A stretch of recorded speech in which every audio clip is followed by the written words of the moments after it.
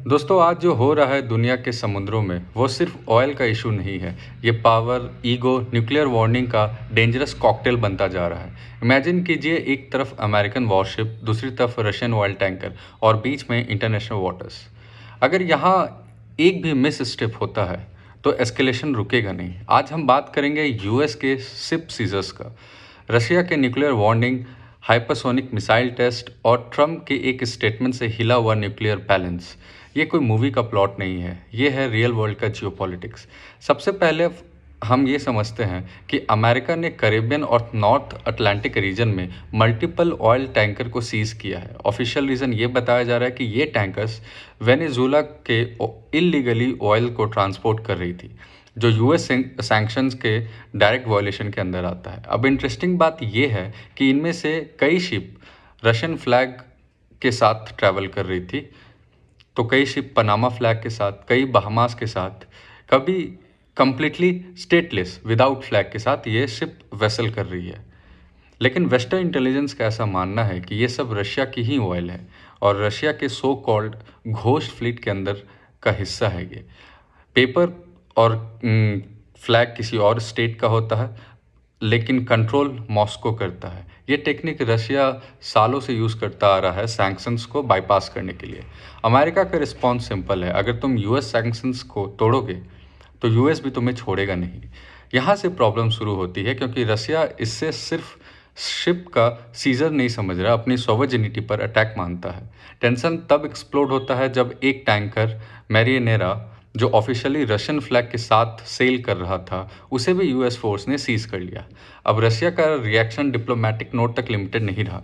Russia के state Duma के defence committee के डिप्टी चेयरमैन ने पब्लिकली स्टेटमेंट दे दिया कि ये एक्ट आउटराइट प्राइवेसी का है। उनका कहना था कि रशियन फ्लैग वाले शिप पर अटैक रशियन टेरिटरी पे अटैक के बराबर माना जाएगा। और फिर आई सबसे चिलिंग लाइन, हमारी मिलिट्री डॉक्ट्रिन अलाउ करती है न्यूक्लियर रिस्पॉन्स। अगर नेशनल इंटरेस्ट पर अटैक होता है, मतलब मैसेज क्रिस्टल क्लियर है, अगर अमेरिका हमारे शिप्स को टारगेट करेगा तो हम अमेरिकन शिप्स को भी सिंक कर सकते हैं। ये कोई रैंडम कमेंटेटर नहीं थे, ये रशिया के डिफेंस डिसीजन मेकिंग सर्किल के एक बहुत ही सीनियर मेंबर थे। और जब न्यूक्लियर डॉक्ट्रिन का रेफरेंस आता है तो दुनिया को सीरियसली सुनना पड़ता है। अब सवाल उठता है कि क्या रशिया सच में अमेरिकन शिप्स को टारगेट कर सकता है? मिलिट्री एनालिस्ट का कहना है यूएस एरिया में रशियन सबमरीन्स और वॉरशिप्स की प्रेजेंट डिटेक्ट हुई है। मॉडर्न टॉर्पेडोज से कोस्ट गार्ड कटर या इवन नेवल वेसल को हिट करना टेक्निकली पॉसिबल है। रशिया का इंटरनल नैरेटिव ये है कि अमेरिका वेनेजुएला ऑपरेशन के बाद ओवर कॉन्फिडेंट हो चुका है और उनको एक हार्ड रियलिटी चेक देने की बहुत ज़रूरत है। यानी ये सिर्फ वर्बल थ्रेट नहीं है, ये स्ट्रैटेजिक सिग्नल भी है, एक मैसेज कि हम पीछे हटने वालों में से नहीं हैं। इसी बीच रशिया के एक और पावर मूव लिया। यूक्रेन के अंदर पोलैंड बॉर्डर के बिल्कुल पास एक हाइपरसोनिक मिसाइल लॉन्च की गई। पोलैंड नाटो का मेंबर है और वहीं से मेजॉरिटी वेस्टर्न वेपन यूक्रेन को सप्लाई होता है। मिसाइल्स यूक्रेन के टेरिटरी में ही गिरी, पोलैंड के अंदर नहीं। लेकिन डिस्टेंस इतना क्लोज था कि नाटो रडार को इंस्टेंटली अलर्ट हो गया। रशिया का इनडायरेक्ट मैसेज यहाँ पे ये था कि हम चाहें तो नाटो बॉर्डर के बिल्कुल गेट पर नॉक कर सकते हैं। तुम यूक्रेन को वेपन सप्लाई करते रहोगे तो कल तुम भी लेजिटिमेट टारगेट बन सकते हो। ये एक टैक्टिस है, लेकिन कैलकुलेटेड इंटिमिडेशन भी।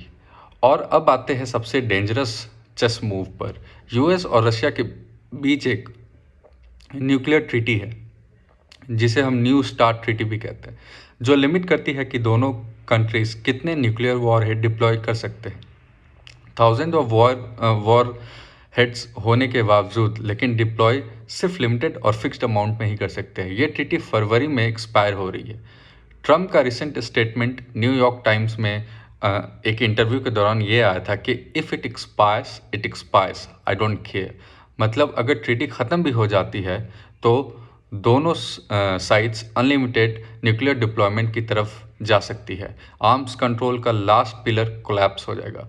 कोल्ड वॉर के बाद जो न्यूक्लियर बैलेंस मेंटेन था, उसकी फाउंडेशन अब ख़त्म हो जाएगी। और जब न्यूक्लियर बैलेंस हिलता है तो वर्ल्ड ऑटोमेटिकली स्टेबिलिटी से हिल के अनस्टेबिलिटी की तरफ जाती है।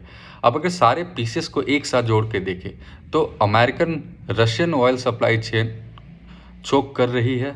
रशियन नेवल रिटेलिएशन और न्यूक्लियर डॉक्ट्रिन रेफरेंस देकर अमेरिका को धमकी दे रही है। नाटो बॉर्डर पर हाइपरसोनिक मिसाइल डेमोन्स्ट्रेट कर रही है और यूएस प्रेसिडेंट न्यूक्लियर ट्रीटी को कैजुअली एक्सपायर होने देने के मूड में है।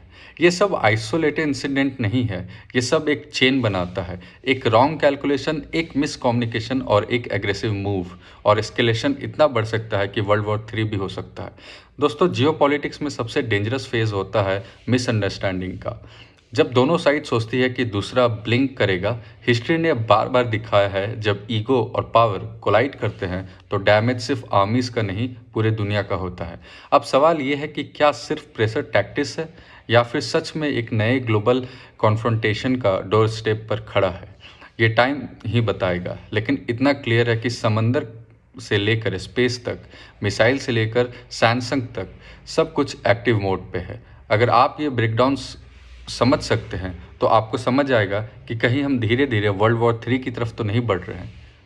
पीस या वॉर, आपको क्या लगता है? अभी अगला स्टेप यूएस का और रशिया का क्या होगा? अभी देखते हैं, जैसे जैसे ये फॉरवर्ड मूव करता है और महीनों में पता चलता है जब ये जो ट्रीटी है वो एक्सपायर करेगा। तब तक के लिए जय हिंद, जय भवानी।